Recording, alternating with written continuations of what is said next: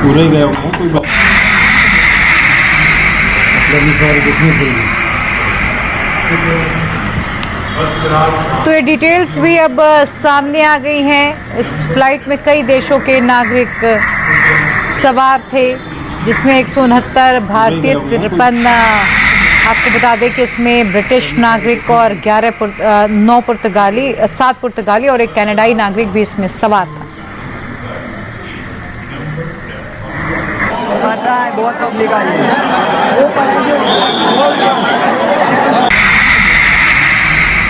देखनी चाहिए।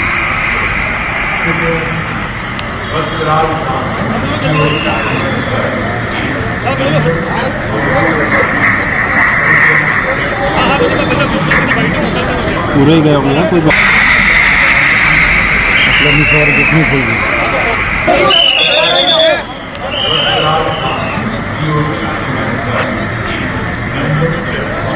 और आपको बता दें, ये पहला मौका नहीं है जब इस तरीके का प्लेन हादसा हुआ है। 7 अगस्त 2020 को दुबई से कोझिकोड जा रही एयर इंडिया की ही फ्लाइट क्रैश हुई थी। आपको बता दें कि फ्लाइट 1344 कैलिकट अंतर्राष्ट्रीय हवाई अड्डे पर लैंडिंग के दौरान रनवे से आगे निकल गई थी। बोइंग का विमान 4 टुकड़ों में बिखर गया था।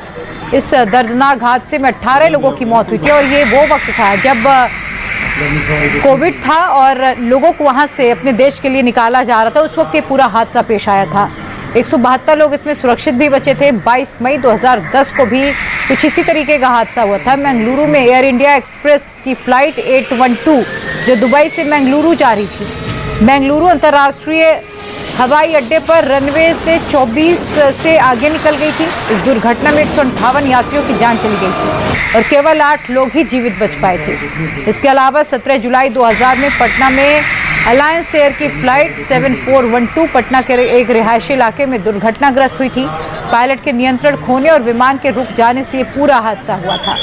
विमान में सवार 55 लोगों की मौत हो गई थी। 12 नवंबर 1996 में चरखी दादरी में इतिहास का सबसे घातक मिड एयर क्रैश हुआ था। इस हादसे में सऊदी अरेबियन एयरलाइंस की फ्लाइट 763 और कजाकिस्तान एयरलाइन की फ्लाइट 1907 हवा में ही आपस में टकरा गई थी। कजाकिस्तान के पायलट की गलती इस हादसे का कारण बनी थी।